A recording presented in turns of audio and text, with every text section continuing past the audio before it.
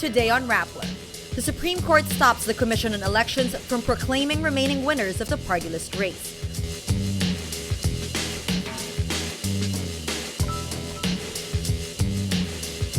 Rappler revisits the Bataan nuclear power plant in the middle of calls to revive the mothballed facility.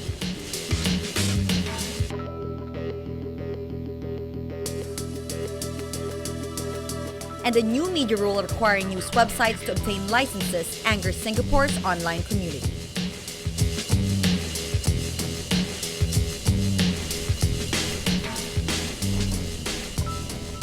Hello, I'm Natasha Gutierrez, sitting in for Maria Ressa. Welcome to Rappler, your social news network. The Supreme Court stops the Commission on Elections from proclaiming the remaining winners of the party list race following the petition of a senior citizens group. The Supreme Court issues a temporary restraining order after receiving a petition from the Coalition of Associations of Senior Citizens in the Philippines. Senior Citizens is among 12 party lists earlier disqualified by Comelec May 6. The SC resolution clarifies the TRO is effective, quote, until further orders from this court. The High Court also orders Comelec to comment on the petition within 10 days. Chief Justice Maria Lourdes Sereno exercises her power as Chief Justice to issue the TRO while the SC is in recess. 5 seats remain unfilled in the party list election. Commission on Elections Chair Sixto Brillantes says the Supreme Court order stopping more party list proclamations validates already proclaimed winners. On Wednesday, the Supreme Court issues a temporary restraining order after party list group's senior citizens appealed their case before the High Court. The party list group had enough votes to win, but Comelec disqualified it based on new criteria from the court. Brillantes says the order won't affect the party list groups previously proclaimed. The Comelec is referring to a part in the TRO where the High Court acknowledges the Comelec, quote, has already proclaimed 38 groups entitled to 53 seats from among party list candidates. He says TRO means stop, you cannot proclaim. If we have already proclaimed, the TRO will have no effect anymore. The poll body left 5 of the 58 allocated party list seats vacant to make room for uncanvassed votes and a reprieve from the Supreme Court. Brillantes says Comelec will file a comment on the case of senior citizens party list within 10 days. Youth groups led by the Kabataan Party List Group asked the Supreme Court to stop the implementation of tuition fee increases in 354 tertiary schools all over the country. In an NBank meeting Monday, the Commission on Higher Education approved 354 petitions for increases in tuition and other school fees. The approved average tuition hike per unit approved is 37.45 pesos or 8.5%. The group say the basis for the increase, CHED Memorandum Order No. 3 Series of 2012 and Section 42 of Batas Pambansa No. 232 are unconstitutional because both, quote, do not constitute reasonable regulation and supervision of all educational institutions as required by the 1987 Constitution. The groups also asked the SC to issue a temporary restraining order to stop schools from implementing tuition increases pending the resolution of the case, including Ateneo de Manila University, University of Santo Tomas, and De La Salle University. On the eve of the first-year anniversary of his removal as Chief Justice, Renato Corona says he spent the past year, quote, getting invited often to small gatherings and lunch or dinner discussion groups. The dismissed Chief Justice, after all, is a free man. On May 29, 2012, Corona was convicted and found guilty of violating the Constitution. Corona now faces charges of tax evasion filed at the Court of Tax Appeals. The Bureau of Internal Revenue filed the case in August 2012. In May 2013, the DOJ found probable cause to charge Corona with failing to pay 120.5 million pesos in taxes and failing to file his income tax return for 6 years, 2003, 2004, 2005, 2007, 2008, and 2010. This is reportedly for the income he got outside of his compensation as a Supreme Court justice during this period. Before Corona's conviction, Ombudsman Conchita Carpio Morales was about to investigate the dismissed Chief Justice after Akbayan Party List Representative Walden Bello filed a forfeiture case against him because of his alleged unexplained wealth amounting to 677 million pesos. The Office of the Ombudsman created a panel to look into the issue but could not proceed with the case. The Ombudsman's sources say the, quote, material documents, like certified true copies of documents, have yet to be provided by the High Court. A year after his trial, Corona says his impeachment was driven by vendetta. He says, quote, the gargantuan funds it wasted in my sham impeachment trial could have been better used. And for what? to remove a sitting Chief Justice just so that the President can appoint his own? Malacanang, for its part, says government officials are now more honest with their disclosure of assets. Deputy Presidential Spokesperson Abigail Valtes says the Corona trial resulted in an increased emphasis on the filing of correct SAL-Ns. The Rappler social media team hosts a conversation on the issues tackled during the Corona trial. We asked our followers about transparency in government. Have we improved on government accountability since then? How much? At Tilitay answers, quote, credibility takes years to prove. Transparency plus accountability equals good governance. I have not seen that yet. Baby steps were made. 2 decades after the Bataan nuclear power plant was shut down, advocates want the government to consider nuclear energy as a solution to the looming power crisis. Katerina Francisco reports. Celebrating BNPP's 29th birthday this 28th of May 2013. The Philippines' first nuclear power plant is 29 years old. Until now, it sits in the middle of a tug-of-war between environmental groups and those who see nuclear power as the answer to the energy crisis.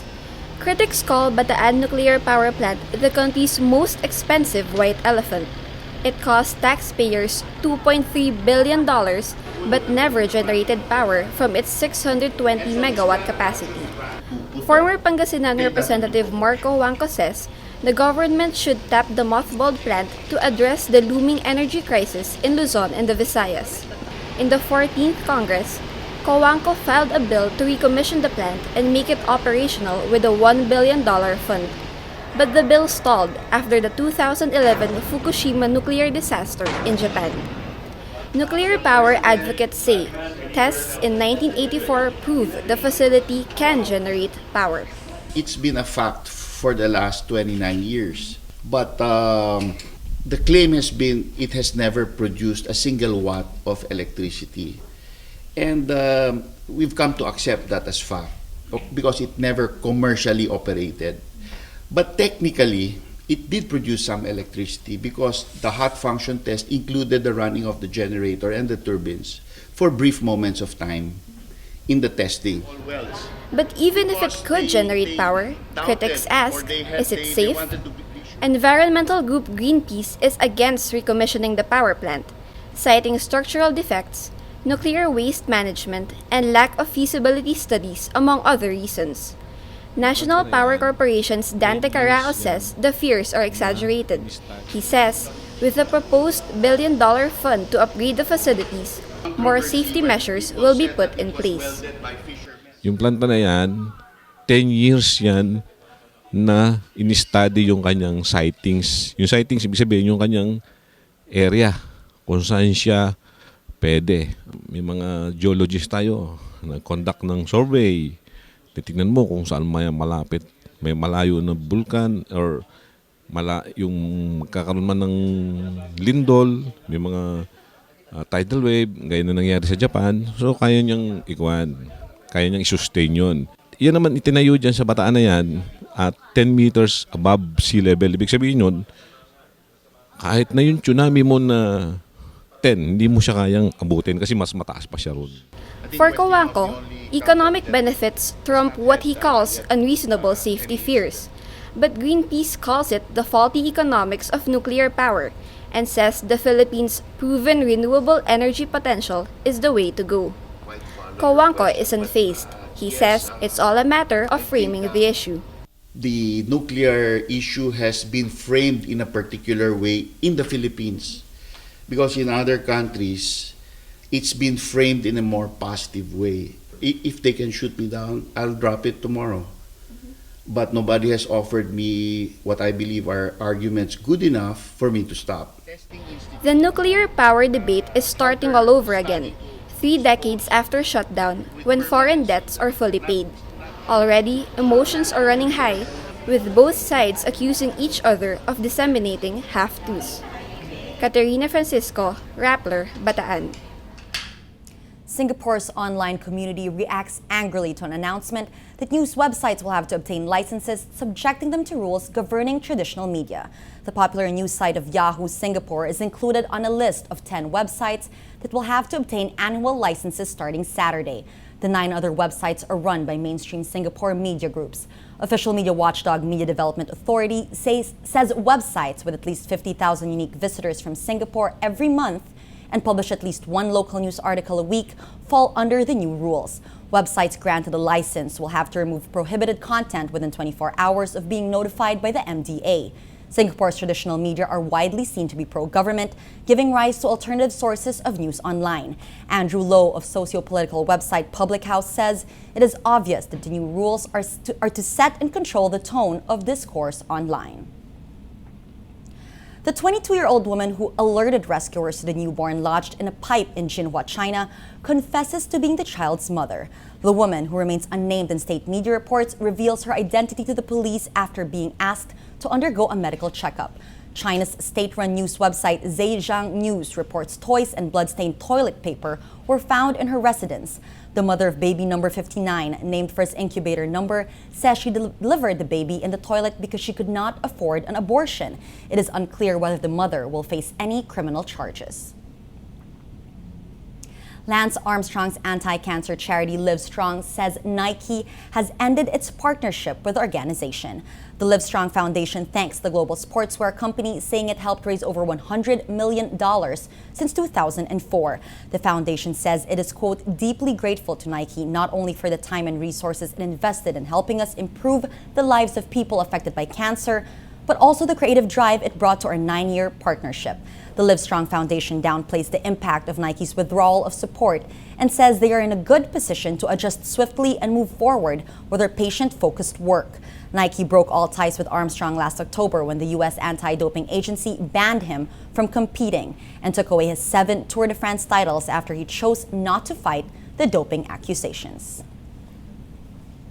Let's now look at Rappler's Wrap for today, a list of the 10 most important events around the world you shouldn't miss.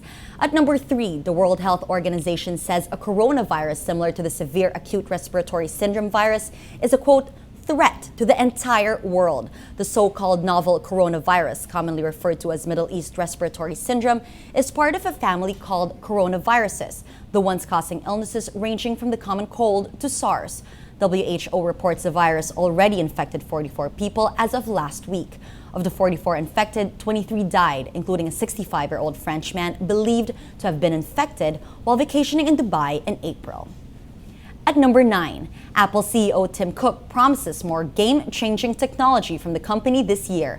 Speaking at the D11 conference, Cook hints at several projects Apple is working on, including wearable tech. He also hints at opening up iOS to allow third-party developers more customized options.